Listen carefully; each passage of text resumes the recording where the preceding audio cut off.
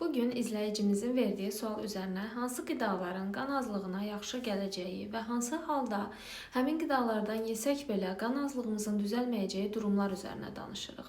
Əgər siz də videolarımı bəyənirsinizsə, əvvəla kanalıma abunə olaraq dəstək olsanız sevinərəm. İndi isə keçək sualımıza.